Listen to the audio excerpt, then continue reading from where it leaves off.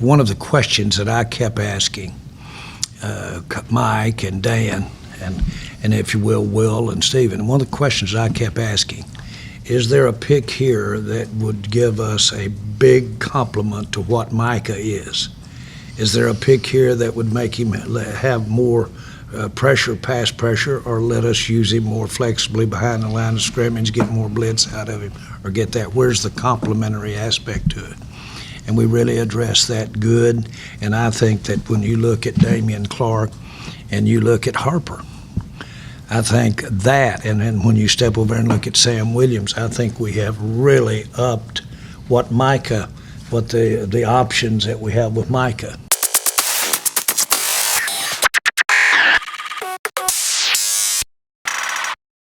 So when I listened to Jerry and what he was saying after the day 3 press conference, it's real interesting. A couple of things. Well, before I get into it, I want to play the tail end of what he was talking about so we can see how that leads into Sam Williams and Micah Parsons and what is Dan Quinn and what's the vision of the front office with some of these picks. When you step over and look at Sam Williams, I think we have really upped what the options that we have with Micah to get that done. That was in the forefront of our thinking there. And so we really, I think, built off of the good fortune that we had of getting Micah Parsons last year.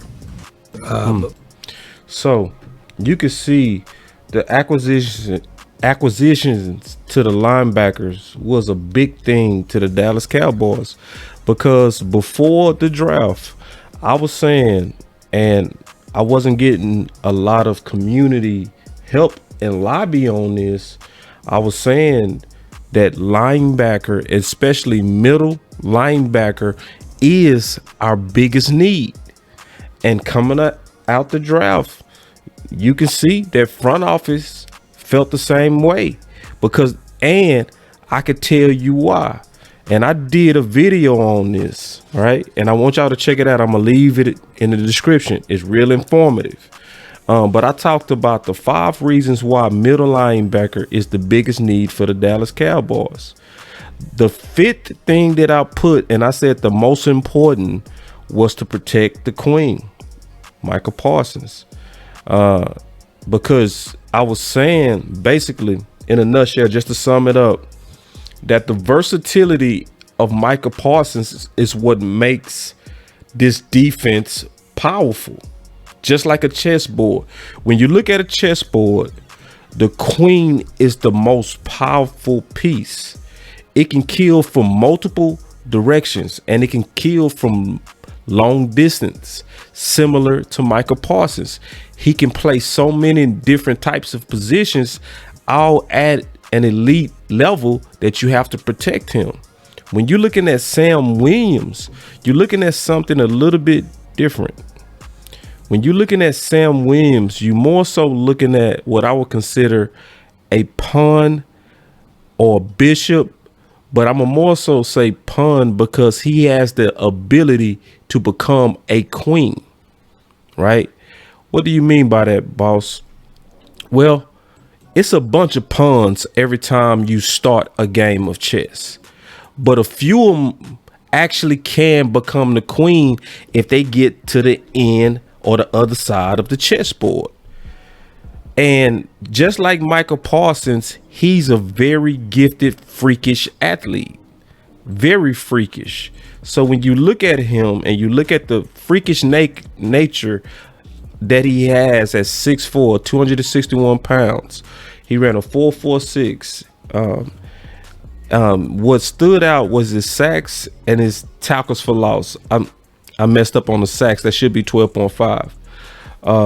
But that's what you definitely see about him, which is why he's one of the most unique draftees in the 2020 class, right? He's that guy that can become literally a Micah Parsons type piece. And that's why Jerry was stressing. We have to get a guy that can keep Micah Parsons being the queen. but they actually intentionally targeted aggressively Sam Williams because they have a vision about what he can become.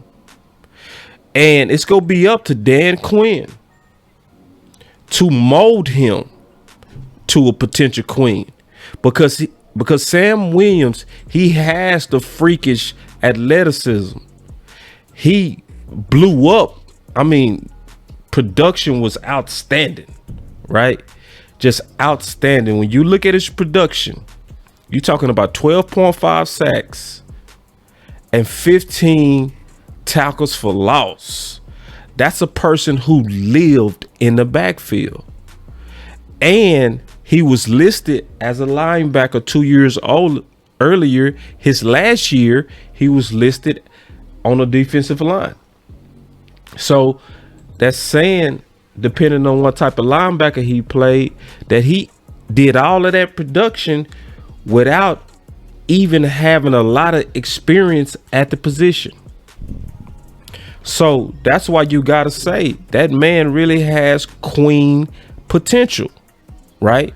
Somebody that you can build into a potential Micah Parsons, because Micah Parsons didn't need to be built because his background built him.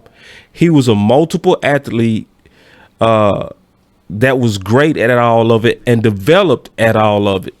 So when you watch the tape of Sam Williams, right, you'll see a lot of times the athleticism, but you'll also see a little bit of clumsiness because he doesn't have the background of a Micah Parsons. So if a Micah Parsons is tripped because he played running back, he gonna have that cap balance, put his hand in the ground, keep moving forward and mess around and get the sack. It's because of his athletic background. So when he started his NFL career, he was already a queen because it was built in him. But Sam Williams, he's going to be more of a project to where you have the athleticism, you have the production, you have all the things that says beast, but you got to mold him a little bit. You got to treat him like a pawn that's on the way. So I want y'all to listen to Mike McCarthy as he describes the importance of Micah Parsons to this defense. Here we go. Give me 1 second.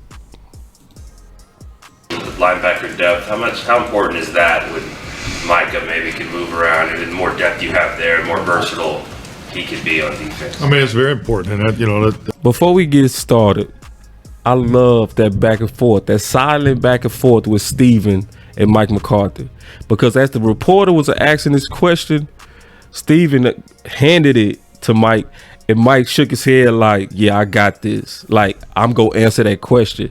Go look at their body language. Watch Steven pass it to him, and then watch Mike like, I got this. Maybe can move around, and the more depth you have there, the more versatile he could be on defense. I mean, it's very important, and that. So that tells you it has been a lot of discussions in that building about protecting the queen. Even before the question was done, they knew who was going to handle it.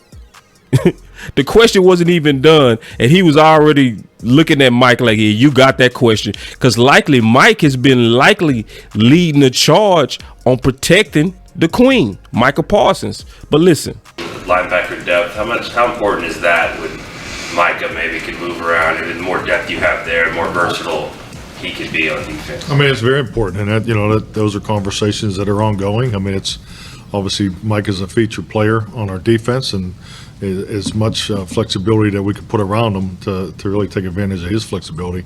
And every time his name comes up, I always go back to, from an offensive perspective. So listen. He said the more flexibility we can put around him, the better. That's the whole idea of a Sam Williams, right? These other linebackers, they want it flexible, but who's the only guy that we drafted that's a hybrid? Sam. That's what I'm saying. He's a pawn, but you can see they have a vision for him becoming a hybrid player. Just listen.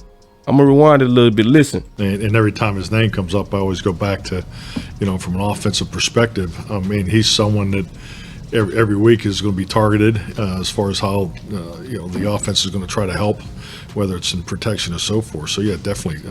Player flex and our defensive front has definitely been a priority the last 2 years, and I think it was a big part of our success last year. Yeah. So they talking about player flex. So Damian Clark is not that guy. Harper is not that guy. Well, who's the guy? Who is it? Who's the guy with the flex? Oh, this guy, Sam Williams. He's the guy with the flex. So I'm going to be watching, and I'm going to be real curious of what they could be doing. I'm going to be watching Dan Quinn. I'm going to be watching him real close, and I'm going to be listening real close to where are they putting Sam Williams? Are they starting him off at the edge? Are they going to start getting him some tick at traditional linebacker spots, right?